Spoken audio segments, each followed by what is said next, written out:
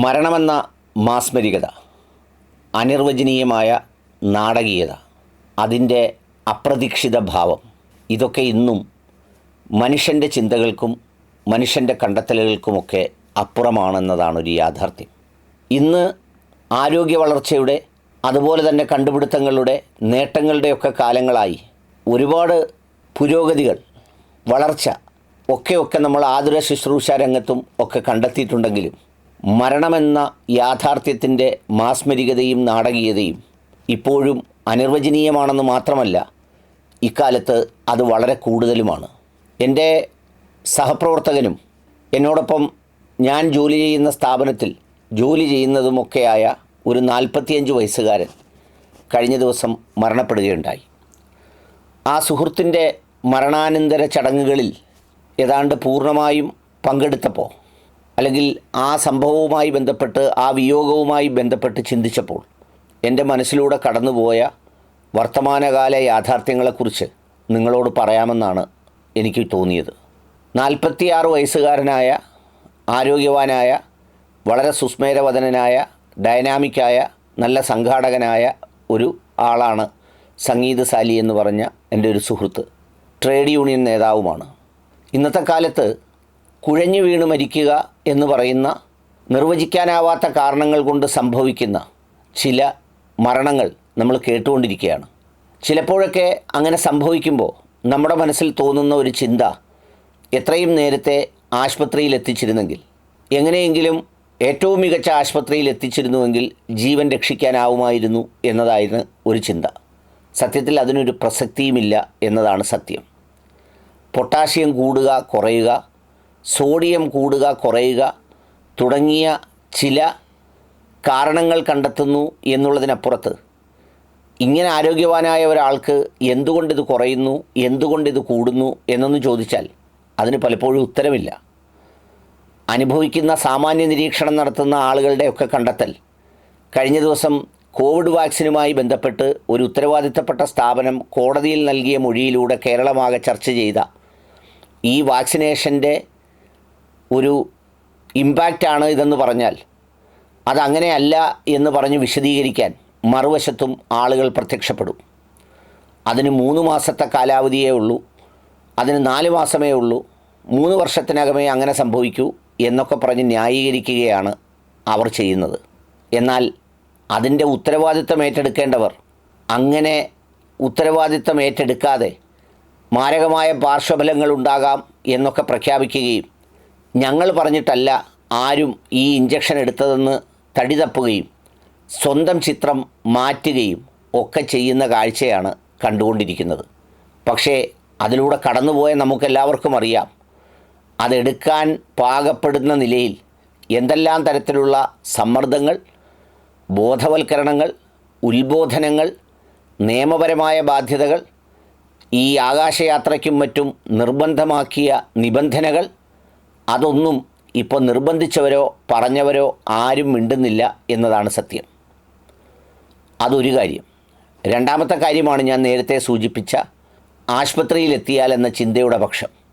ഈ മനുഷ്യൻ ആരോഗ്യത്തോടെ ഒരു ഹോൾ ബോഡി ചെക്കപ്പിന്, കൂടുതൽ ഫിറ്റ്നസ്സും രോഗാതുരതയുമൊക്കെ ഇല്ല എന്നുറപ്പ് വരുത്തുന്നതിന് വേണ്ടി ലേക്ക് ഷോർ ഹോസ്പിറ്റലിൽ കുടുംബത്തോടൊപ്പം പോയി സ്വയം അഡ്മിറ്റാവുന്നു. ഒരു ദിവസം മുഴുവൻ കിടന്നുള്ള ഹോൾ ബോഡി ചെക്കപ്പ്. അതിന് ഡോക്ടർ നിർദ്ദേശിക്കുന്നു.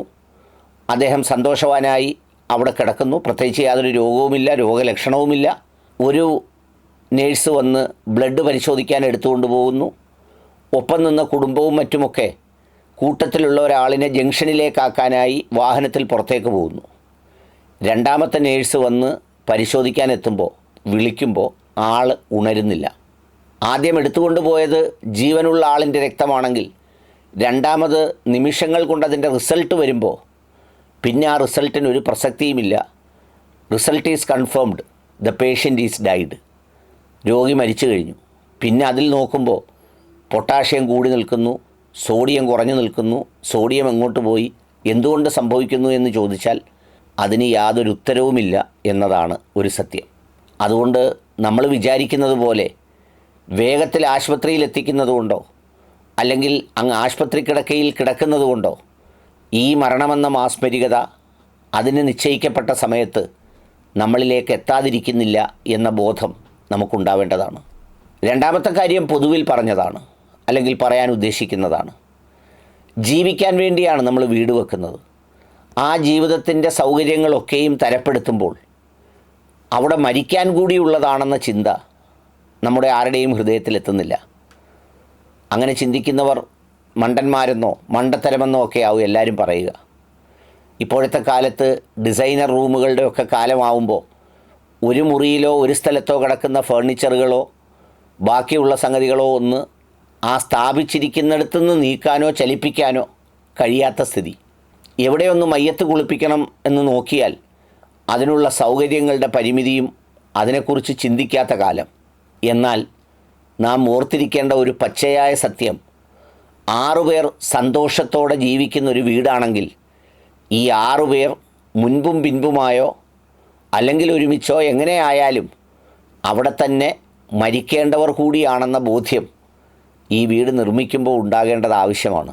എന്നുവെച്ചാൽ ജീവിക്കാൻ വേണ്ടി മാത്രമല്ല, മരിക്കാൻ വേണ്ടി കൂടിയാണ് വീട് വെക്കുന്നത് എന്ന് മറന്നു പോകരുത്.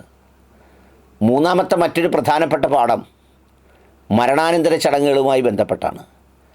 ഏത് മനുഷ്യരും മരിക്കുമ്പോൾ മരണാനന്തര ചടങ്ങുകളെല്ലാം തന്നെ ആ മരിച്ച ആൾക്ക് എങ്ങനെയാണോ ഗുണം ലഭിക്കേണ്ടത് അതിൻ്റെ പൂർണ്ണതയിലേക്ക് എല്ലാ പ്രോട്ടോക്കോളുകളും പാലിച്ചാണ് സംസ്കാരം നടത്തുന്നത്.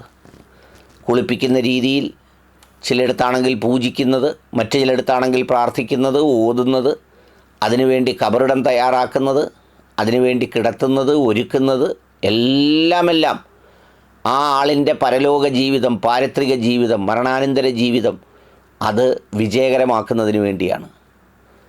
അങ്ങനെ വിജയകരമാക്കുമ്പോൾ ഈ പോകുന്ന ആൾ കൂടി അതിനെ സംബന്ധിച്ച് ഓർക്കേണ്ടത് അനിവാര്യമല്ലേ? അല്ലെങ്കിൽ അങ്ങനെ ഓർത്തില്ലെങ്കിൽ പിന്നെ ബാക്കി എല്ലാത്തിനും എന്ത് പ്രസക്തിയാണുള്ളതെന്ന് പോലും എൻ്റെ ചിന്തയിലേക്ക് വന്നു. നമുക്ക് വേണ്ടി ഇത് തയ്യാറാക്കുന്നവർ ഒരു വീഴ്ചയും വരുത്താതെ, ഒരു കുറവും വരുത്താതെ എല്ലാം ചെയ്യും. എന്നാൽ നമ്മൾ ജീവിച്ചിരിക്കുമ്പോൾ അതിലെ ഏറ്റക്കുറച്ചിലുകളെക്കുറിച്ച് അല്പം പോലും ചിന്തിക്കുന്നുമില്ല.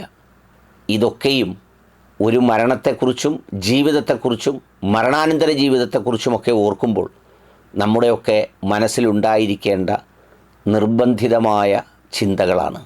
ഈ സുഹൃത്തിൻ്റെ മരണവുമായി ബന്ധപ്പെട്ട് ഇങ്ങനെ സഞ്ചരിച്ചപ്പോൾ, അതിലൊക്കെയും ഇങ്ങനെ കടന്നുപോയപ്പോൾ മനസ്സിൽ പതിഞ്ഞ, പറയേണ്ടത് അനിവാര്യമാണെന്ന് തോന്നിയ ചിന്തകളാണ് നിങ്ങളുമായി പങ്കുവച്ചത്.